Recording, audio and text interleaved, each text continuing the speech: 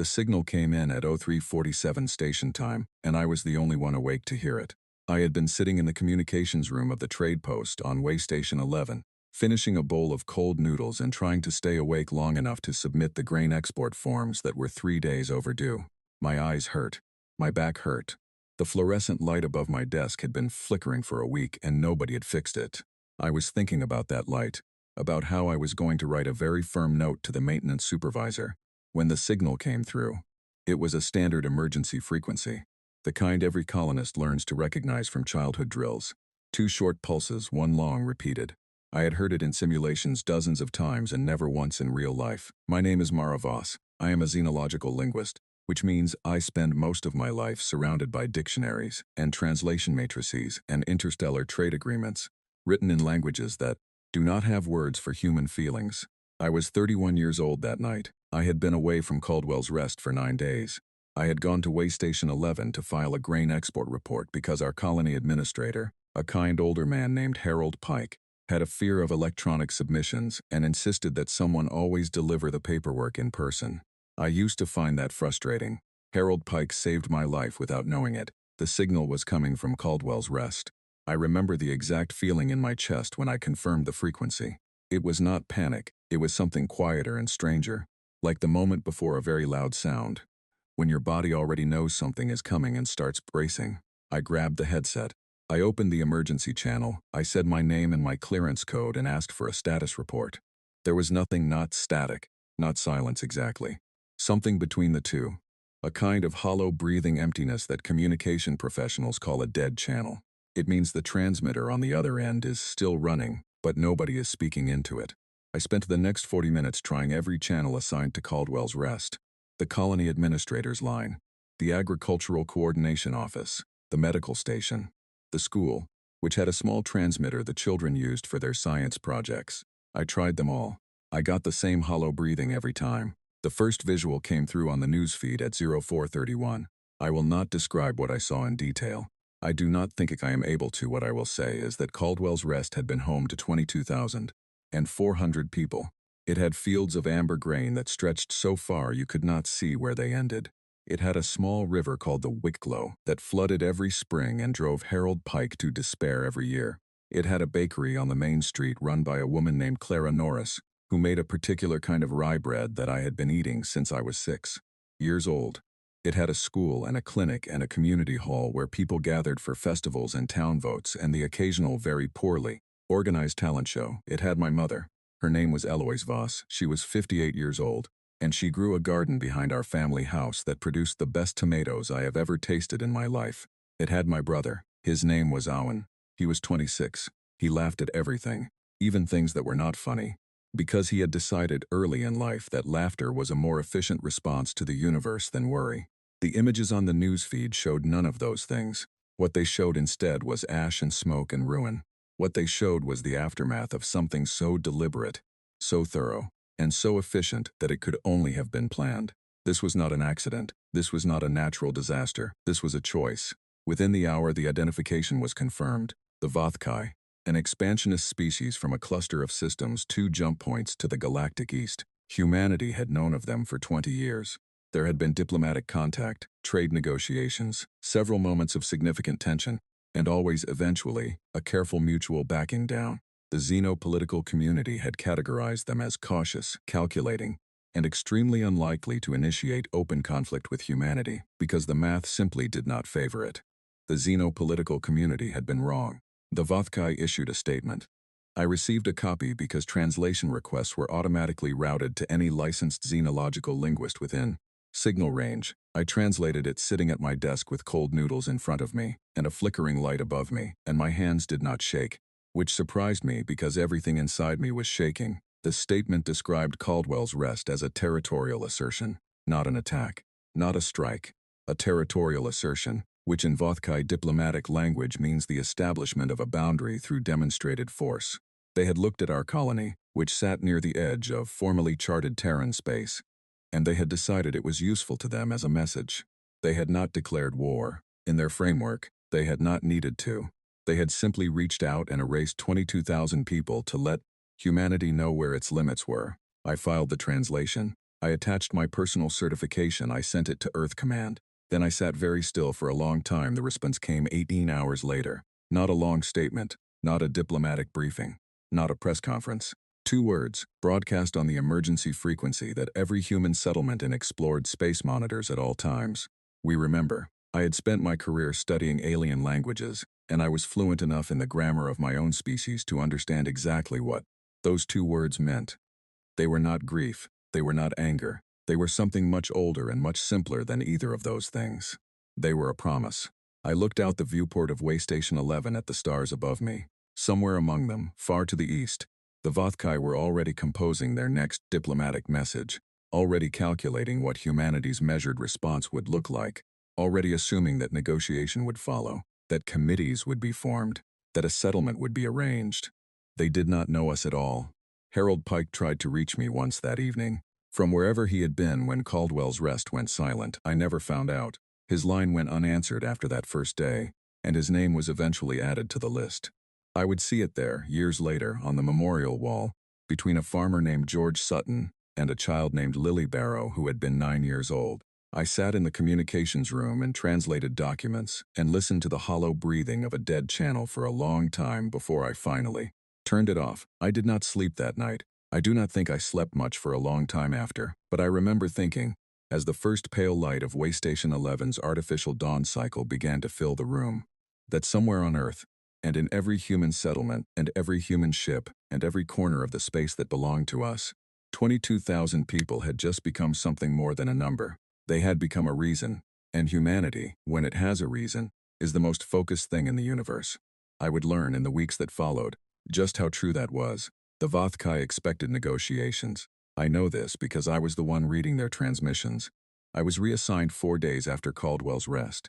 The reassignment notice arrived on my personal console while I was still at Waystation 11, still wearing the same clothes, still eating meals that I did not taste because food had temporarily stopped mattering. The notice was brief and official and told me that I had been assigned to the ECA Unbroken as Cultural and Xenological Advisor, effective immediately. It listed my clearance level, my bunk assignment, and my expected duties. It did not say please. The ECS Unbroken was not a ship I had ever seen in person. I had read about it in the infrastructure reports that circulate through the diplomatic community, the kind of dry technical documents that describe tonnage and propulsion specifications in the same tone you might use to describe a very large filing cabinet. Reading about a ship like that is not the same as standing on a loading dock, watching it fill your entire field of vision. Its hull dark and clean and so large that you have to turn your head to see both ends of it. A young logistics officer named Paul Griffin met me at the dock. He was maybe 24, with close-cut blonde hair and a very efficient handshake, and he carried my bag without being asked.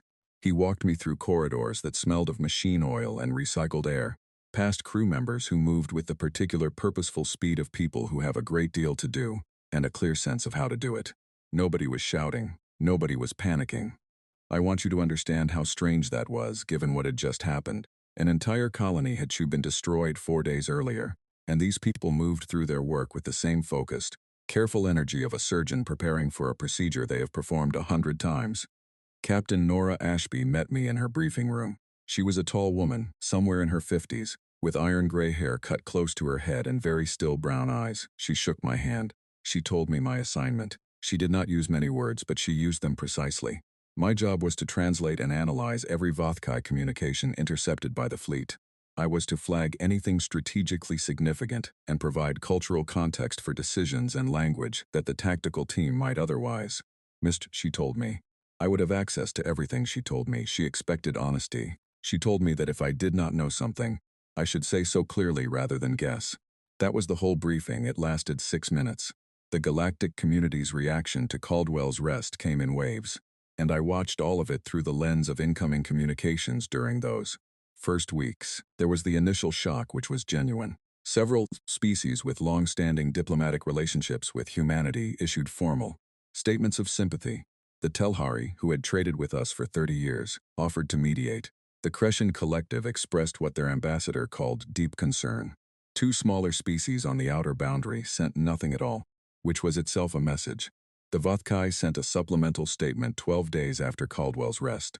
I translated in my cabin at 2 in the morning, and then sat on the edge of my bunk and stared at the words for a while before sending them to Captain Ashby. The statement said that the Vothwick recognized humanity's emotional response to the territorial assertion and were prepared to engage in structured dialogue regarding the establishment of formal boundary agreements that would prevent future misunderstandings. It was written in the careful, slightly elevated register that Vatkai diplomats used when they wanted to appear generous without actually offering anything. I had read documents like it before, years ago, during the minor shipping dispute near the Crescent border that had eventually resolved itself through a series of extremely boring trade summits. The Vatkai had read the history, too. They had seen that pattern. A human colony is harmed.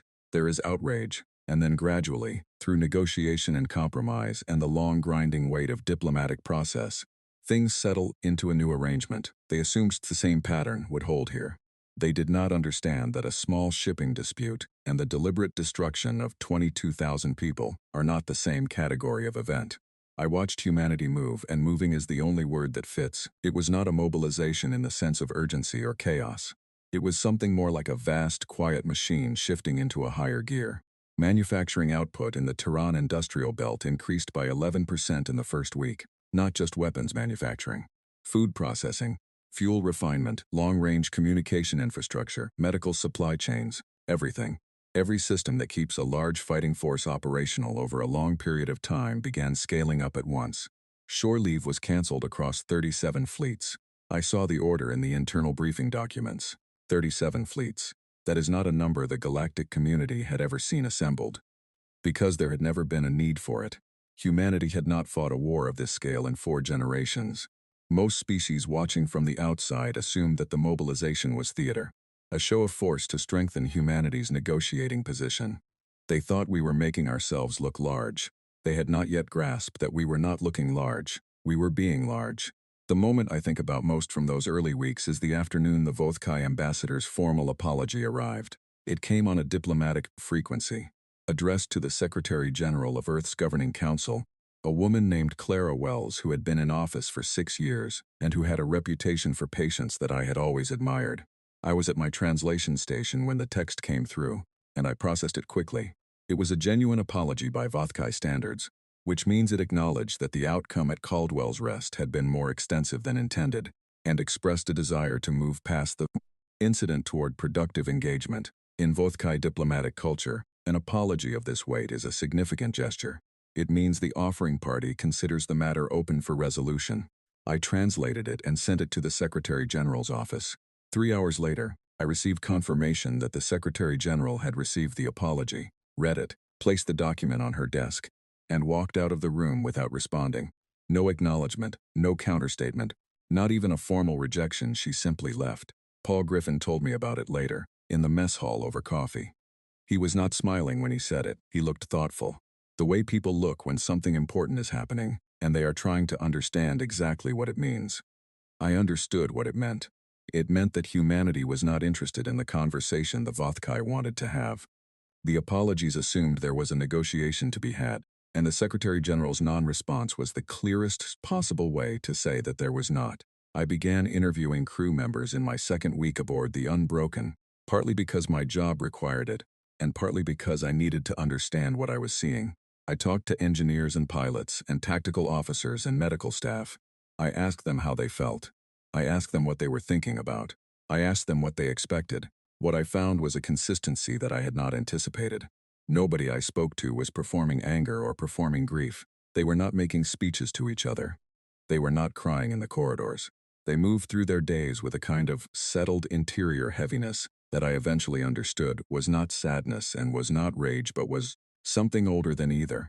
It was purpose, the simple, immovable sense of being entirely certain about what you are doing and why you are doing it. One of the engineers, a man named Callum Hayes, told me something that stayed with me. He was from a colony himself, a small mining settlement that he had not been back to in 3 years. I asked him if he was angry about Caldwell's Rest. He thought about it for a while, turning a calibration tool over in his hands, and then he said, "No, angry is not the right word. When someone harms something you love, you do not feel angry. Exactly, you feel responsible." I wrote that down in my personal notes. I kept writing it down over and over for months afterward. When someone harms something you love, you feel responsible. The galactic community watched all of this, and most of them still did not understand what they were seeing. The Telhari ambassador made a second offer to mediate. The Crescents published a long analysis paper suggesting that a bilateral summit could resolve the underlying territorial disputes. Two younger species in the outer boundary formally asked whether humanity intended to observe the galactic accords on proportional response. Humanity's answer to each of these inquiries was polite, prompt, and completely empty of any actual commitment. We will take your offer under advisement. We appreciate your concern. We are evaluating all options. The words were diplomatic, and the meaning was nothing. Or rather, the meaning was everything. If you knew how to read the silence underneath the words. On the 41st day after Caldwell's rest, the fleet assembled at the jump point. I watched from a viewport in the briefing deck. I want to describe the scale of it accurately because I think it matters. This was not a punitive strike force. This was not a squadron or a battle group. There were ships at that jump point that carried manufacturing equipment and medical facilities and long-range communication arrays. There were ships carrying enough food and fuel to sustain an operation for 2 years. There were ships I did not recognize from any classification catalog I had ever studied. And there was the ECS Unbroken, which took its place at the head of the formation with a quietness that felt almost gentle. No speeches were broadcast. No final declarations were made. Captain Ashby stood on the bridge and gave the order to begin the jump sequence, and the engines of the first ship in line fired, and then the next, and then the next, in a long steady sequence that took almost 20 minutes to complete, each ship disappearing into the fold of space in its turn, like a sentence written in light. I stood at the viewport and watched until the last ship was gone, and there was nothing left but empty space and stars. I thought about Owen, my brother, and the way he laughed at everything. I thought about my mother's garden. I thought about Clara Norris and her rye bread and Harold Pike and his fear of electronic forms. I thought about what happens when a species that built its entire civilization on the understanding that every single person matters is shown, very clearly and deliberately, that someone disagrees. Then I went back to my translation station because there was work to do. The Vothkai High Command expected a strike against their military assets. I know this because I read their internal communications every day for 91 days. And the pattern of their assumptions was very clear in the language they used. They expected targeted engagement. They expected humanity to hit the nearest Vothkai military installation, perhaps 2 or 3, to demonstrate capability and express displeasure. They expected that this show of force would create the conditions for negotiation. They prepared their military assets accordingly, moving their most capable warships into defensive positions around their primary systems and pulling their border installations into tighter formations that could absorb a strike and still function. They were very good at military strategy, by galactic standards. I want to say that clearly and honestly. The Vothkai were not a foolish species. They were experienced, calculating, and capable. In a conventional military engagement, they would have been a serious and difficult opponent. But they prepared for the war they expected, and humanity fought a different war entirely. The first action of the campaign did not target a single warship. It targeted the automated fuel processing station in the Karath Belt, a sprawling industrial installation that refined the specific isotope that powered 92% of the Vothkai fleet. It was not a military target in the traditional sense. It was not defended heavily because nobody had considered it a priority. Within the first 9 hours of the campaign, it ceased to function. The Vothkai High Command's internal communications that night registered something I had not expected to see in their language. Not anger, confusion. The second action, 3 days later, targeted their primary shipyard network, not the warships already built and stationed, the facilities that built new ones, the dry docks and the hull-forming stations and the component assembly lines. The Vothkai moved to defend them, and there were engagements, real ones, costly in the way that any real engagement is costly, but the result was the same. I translated their communications from my station aboard the Unbroken, and I watched the language shift day by day. In the first week it was confident and technical, the language of commanders who believe they understand the situation. Soon the second week a new word began appearing, one that does not translate cleanly into English, but that I rendered as something close to unscripted. It is a Vothkai term for an event that falls outside existing strategic frameworks. Their high command was beginning to understand that humanity was not following the script. By the fourth week, the word unscripted appeared in every high-level communication I processed. Captain Ashby called me to the bridge once during that period. She wanted my read on the cultural significance of a broadcast the HFY High General had made on open channels, clearly intended for humanity to intercept. It was a formal challenge to single combat, a tradition in HFY military culture that held enormous historical and spiritual weight. In their history, such a challenge had resolved 3 major conflicts. Accepting it was an act of honor. Refusing it was understood, in their framework, as an admission of weakness or of guilt. I stood on the bridge and translated it aloud, carefully, making sure I captured not just the words but the weight of them. Then Captain Ashby looked at me and asked what I thought. I said that the challenge was genuine. I said that in their culture, making it carried real cost and real meaning. I said that by issuing it, the High General was signaling that he was prepared for the conflict to end if humanity was willing to engage within a framework he could understand. Captain Ashby considered that for a moment. Then she drafted a response, and she asked me to translate it into standard HFY diplomatic register. The response said, simply, that humanity was not engaged in an honorable dispute between equals. It said that humanity was engaged in the prevention of a future in which any species believed this outcome was acceptable. It said that the challenge was declined, and that the campaign would continue. I translated it. I sent it. And then I sat very still at the translation console for a while, because the clarity of it had affected me in a way I had not anticipated. It was not cruel, it was not boastful, it was simply a very precise description of what was happening and why. The HFY High General's response came 6 hours later. I processed it alone. It was 1 sentence and it said, "We did not know you were this kind of people." I sent the translation to Captain Ashby. I added no commentary because I did not have any. Sometimes a sentence says everything. Other species were watching. Of course they were. A conflict of this scale does not happen quietly in explored space. The galactic community had observation ships at the edges of the engagement zones, well outside any hazard, recording and reporting, and discussing among themselves what they were seeing. I received summary reports from Earth's diplomatic corps about those discussions. Because cultural context was part of my job, and the cultural reactions of the watching species were significant. What I read in those reports was fascinating and uncomfortable in equal measure. The Telhari, who had been advocating for mediation since the first week, quietly withdrew their offer in the 5th week of the campaign. They did not say why. Their diplomatic communications simply stopped mentioning it. A species called the Maven, who had no formal relationship with humanity and whom I had barely studied, moved their nearest way station 60 light-years further from Terran space. Not in a hostile action, they simply moved it. They relocated an entire way station because they wanted to be further away from us. 2 younger species on the outer boundary issued joint statements in support of humanity's response. They were small. They had neighbors who sometimes looked at them with the calculating gaze of species, considering territorial assertions. I understood why they were loud in their support, and the HFY, inside their own communications network, began using a new term for humanity. I spent 3 days working on the translation because it was a compound word built from roots. I had to trace back 400 years in their linguistic history. When I finally rendered it accurately, it said something close to the species that does not stop. I included the translation in my weekly briefing to Captain Ashby. I noted that in HFY cultural context, a name given to an opponent in wartime carries a weight that is almost ceremonial. Naming your opponent, something means you have accepted that they are genuinely different from what you expected. I did not tell Captain Ashby what I felt when I read that phrase. I kept that for myself. What I felt was not pride exactly. It was something more complicated. It was the feeling of understanding something very clearly that you had only partly understood before.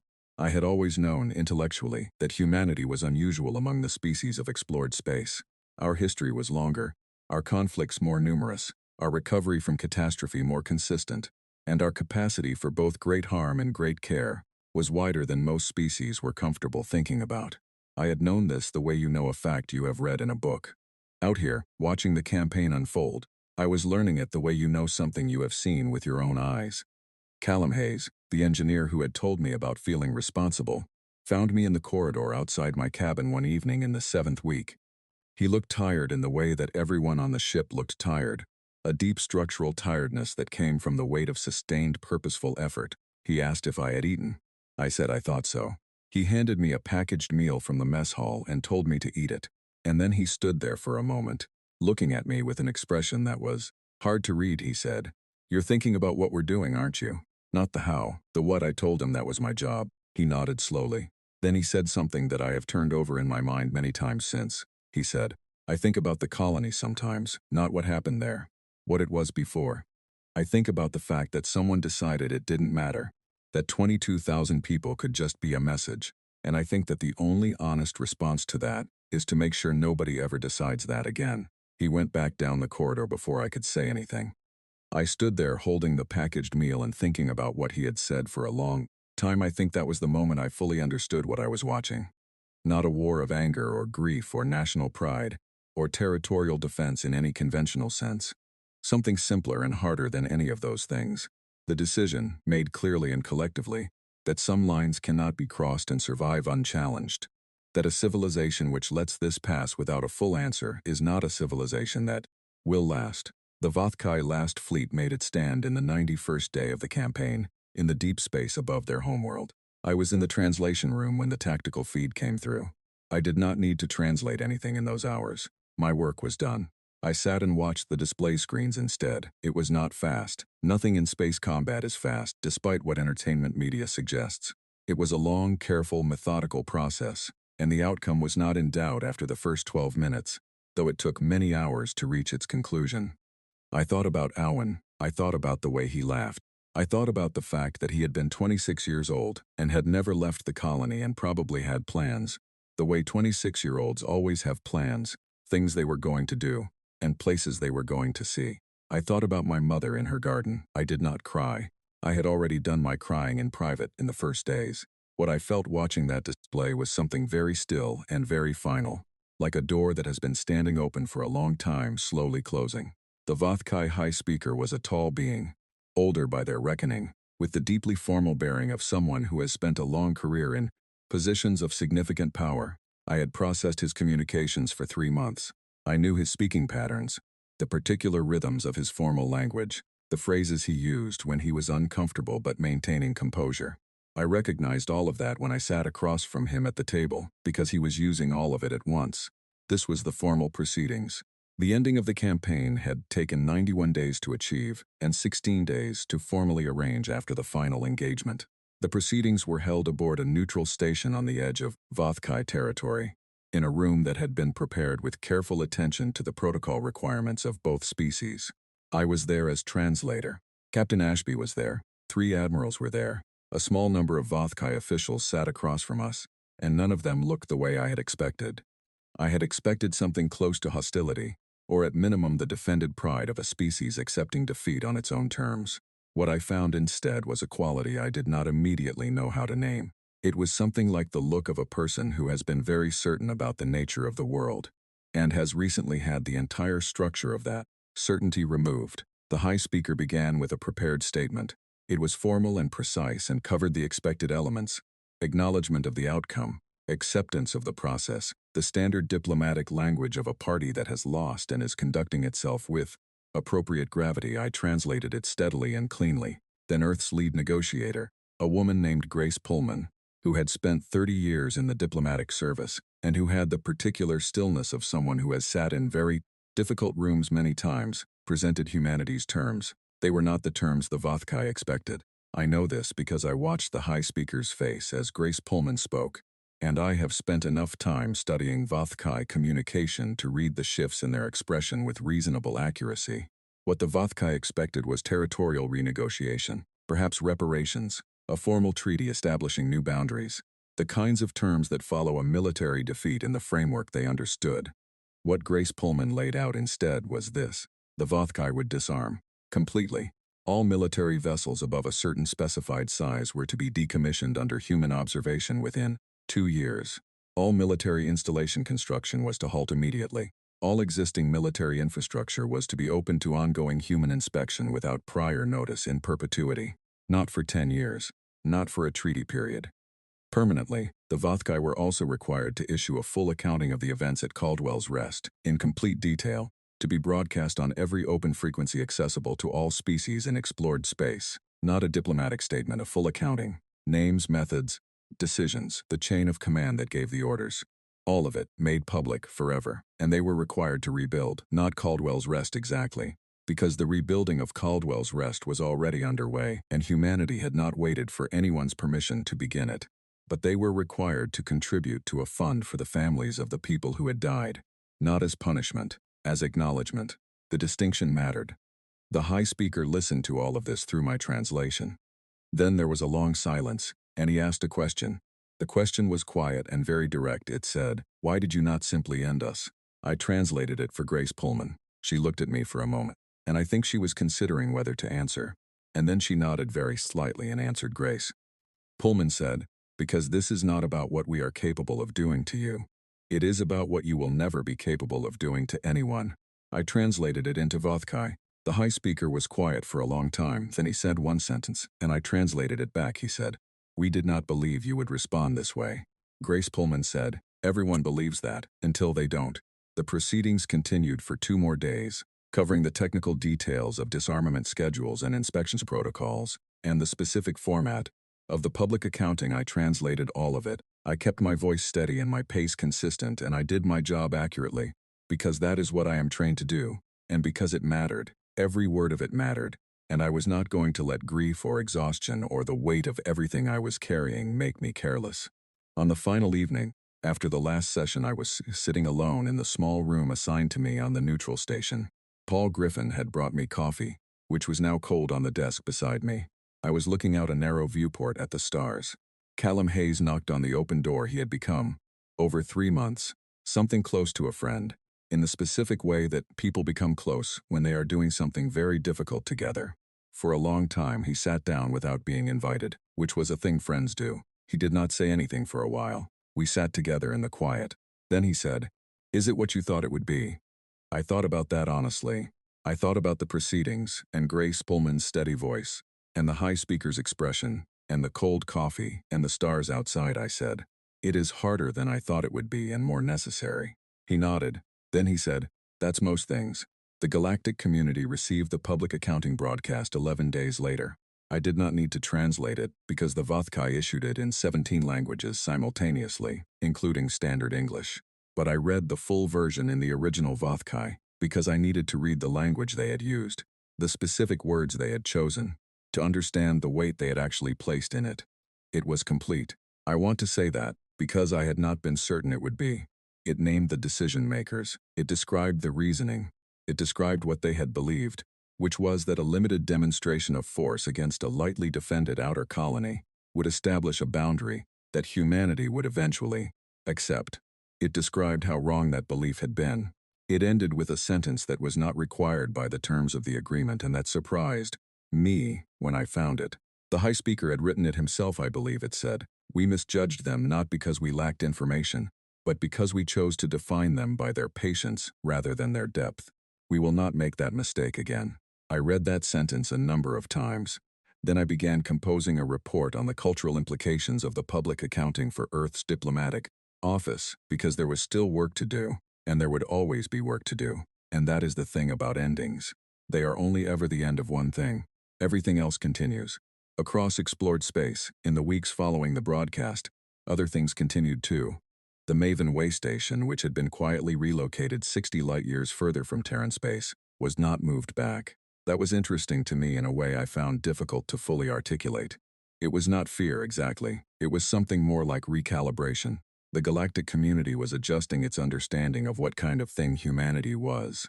A species on the outer boundary, the Parath, who had been in quiet negotiations with a larger neighbor about a disputed resource zone, sent an unofficial communication to Earth's diplomatic office. It did not make any specific request. It simply noted that the Parath were aware of recent events and valued their relationship with humanity and hoped to deepen it in coming years. Grace Pullman showed it to me and asked what I thought it meant. I said it meant the neighbor had stopped pushing. She smiled a small, tired smile and said that's what I thought too. The rebuilding of Caldwell's Rest was already 3 weeks underway by the time I returned there. I had requested permission, and it had been granted without hesitation, and Paul Griffin arranged my transport personally. He told me to take whatever time I needed. He did not ask if I was ready, which was considerate of him because I would have lied. I landed in the morning, local time. The transport set down on a temporary pad at the edge of what had been the main settlement, and I walked out into air that smelled of turned earth and fresh construction materials. And under all of it, faintly, the memory of smoke. The new structures were rising quickly. Humans build fast when they are determined, and there had been no shortage of volunteers. I passed teams of people setting foundations, running cables, marking out the paths of streets that would follow the original grid as closely as the surveyors could manage. I saw the marker that had been driven into the ground where the community hall would stand. I saw the cleared land where the school would be rebuilt. I stood at the edge of what had been the main street, and I tried to find the bakery. Clara Norris and her rye bread. I could not locate the exact spot, not with any certainty. The geometry of the place was different now. I found the general location of my family's house by walking from a fixed point I recognized, a large flat stone by the edge of the Wicklow River that had been there since before I was born and was still there now, patient as stones are. I counted my steps from the stone the way I had done as a child, coming home from the river in the evenings, counting my steps because I had been the kind of child who counted things. I stopped where my counting told me the house had been. The ground was cleared, there was nothing there, just flat, dark earth, turned over by whatever equipment had cleared the ruins. I crouched down and picked up a stone from the ground. It was ordinary, the kind of pale gray stone you find everywhere in that region. I held it in my hand for a moment. Then I placed it carefully on the ground in front of me, in the spot where the front door would have been. My suit's recorder was running. It runs automatically whenever I am in a professional assignment zone, which I technically still was.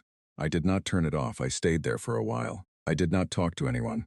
I did not perform anything. I just stayed in the way that you stay somewhere that mattered to you, because staying is itself a kind of keeping. Then I stood up. I walked back toward the transport pad. I passed a work crew laying foundation for what the site map told me would be the new medical station.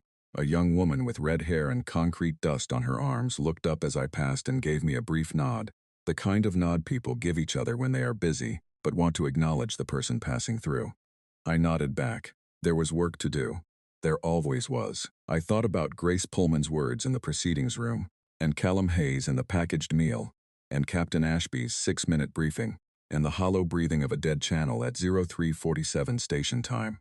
I thought about all of it, and then I said it in the particular inner place, where I keep things that are finished but not forgotten. The transport lifted me away from Caldwell's Rest at midday. I watched through the window as the settlement shrank below me, the new structures bright and pale against the dark earth, the Wicklow River, a thin silver line at the edge of the frame. I thought, they wanted to make a point with this place. We made a different one. 22 years. That is how long it had been when the Nereth made first contact with humanity, and I was the one who received their opening message. I was 61 by then. My hair had gone partly gray, which I had decided not to mind. I was Earth's chief xenological advisor, which sounds like a very important title, and is in fact a job that involves a great deal of very detailed reading, and a great deal of very careful listening, and occasionally a great deal of waiting in rooms for things to happen. I had an office in the diplomatic complex in New Geneva that overlooked a garden, which I considered a significant improvement over the flickering light above my desk at Waystation. 22 years earlier. Caldwell's Rest had a population of 41,000 people. It had a new community hall and a new school and a rebuilt bakery on the rebuilt main street. I had been back 3 times on the second visit. I had found a young baker there who made a rye bread that was not quite the same as Clara Noor's bread but was very close, and I had sat at a small table and eaten a full loaf of it and felt something settle in me that had been unsettled. For a long time, the memorial wall was in the town square. It was blackstone, clean and simple, and it had 22,400 names on it. I had stood in front of it on each of my visits. On my most recent one, I had stayed for a very long time, because I had learned by then that staying is important, and I no longer apologized to myself for taking the time. The Nereth made first contact at 0912 on a clear Tuesday morning, which I mentioned because I have noticed that important things often happen at unremarkable times on unremarkable days, and this was consistent with that pattern. The signal was careful and deliberate.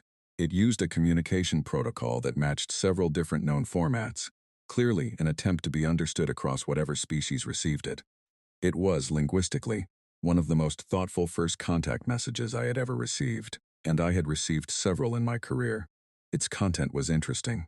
Most first contact messages follow a predictable structure. They establish that the sending species is peaceful. They express interest in dialogue. They offer basic information about themselves and their home system.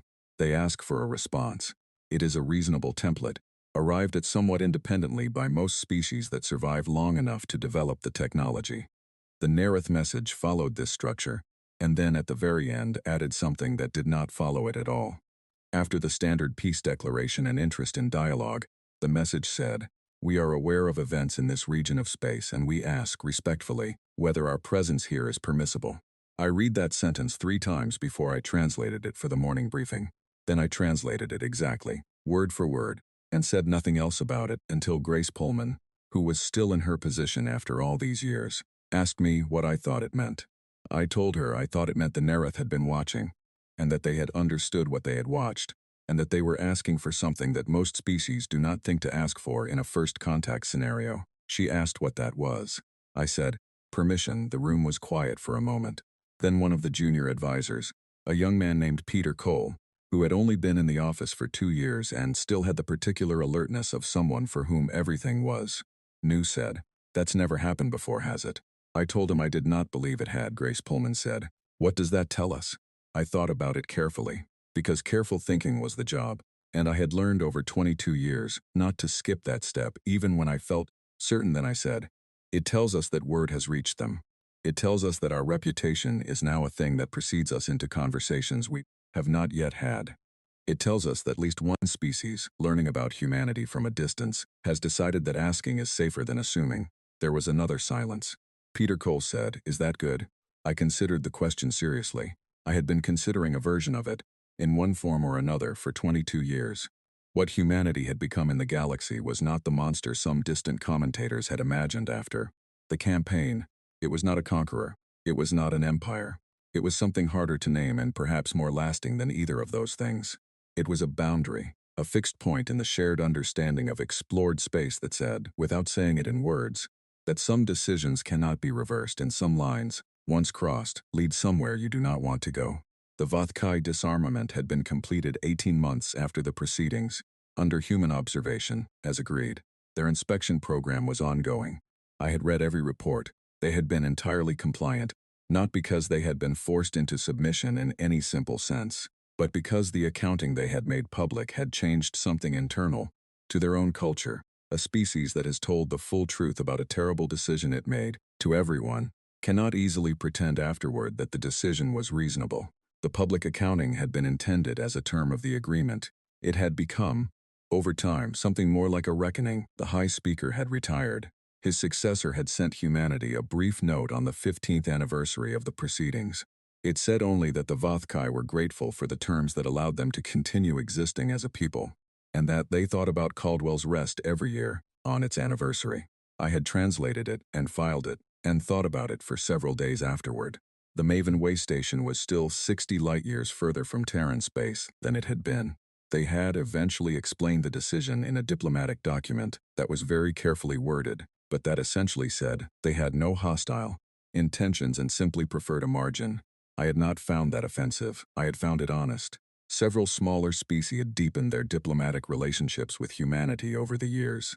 The Perith's neighbor had in fact stopped pushing. The Perith had eventually told us that directly in a formal communication, and had expressed something that translated roughly as relieved gratitude. And the Nereth were asking permission. I told Peter Cole that I thought it was on balance good.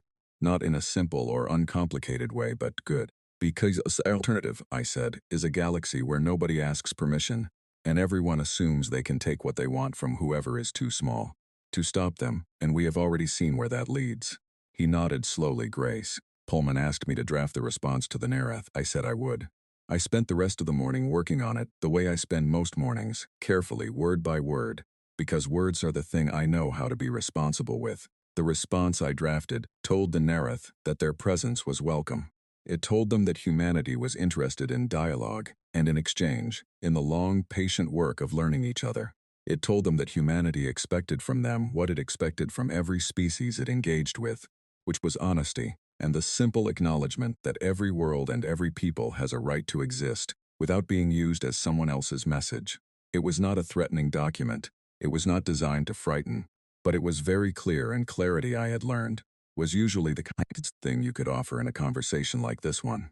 Paul Griffin had retired 5 years earlier. Callum Hayes was still working, the last I had heard, on some kind of deep space engineering project. Captain Ashby had passed away 2 years ago, at home with her family. I had sent a note to her family when I heard. I had not known what to say that was adequate, and so I had said something simple and true, which is that she had been exactly the person she needed to be at a moment that required someone exactly like her. Her daughter had written back and thanked me. I sent the Nereth response at the end of the morning. I watched the confirmation icon appear on my console, the small green signal that tells you a message has been transmitted. And then I got up and went to look out the window at the garden for a while, because I have found that it helps to look at growing things periodically. I thought about the memorial wall in Caldwell's Rest, all those names. 22,400 of them, each one the name of a person who had a particular laugh and particular plans and a particular relationship. To the morning light, I thought about Harold Pike and his fear of electronic forms. I thought about the signal at 0347 and the hollow breathing of the dead channel and the two-word broadcast that had arrived 18 hours later. We remember we had. We did. We always would. The stars outside my window looked the same as they always did, which is to say they looked like nothing and everything at once, the way very large things always do when you get close enough to them to understand their scale. Somewhere among them, the Nereth were waiting for an answer. Somewhere among them, the Vothkai were going about their lives in the world that the agreement had preserved. For them. Somewhere among them, human ships moved on their various errands, and human people lived on their worlds, and human children went to school and came home in the evenings, and counted their steps. I went back to my desk. There was more work to do. There was always more work to do, and I had long since made peace with that, but I sat down slowly, because I was 61 and my back was not what it had been. And I let myself have one more moment at the window before the day resumed. I thought about what the Vothkai had called us, all those years ago, the species that does not stop. I looked at the garden below, at the ordinary green things growing in the ordinary morning light. They had meant it as a kind of fear, as a warning they gave to each other, a name that meant something dangerous, and maybe that was accurate. Maybe that was part of what we were.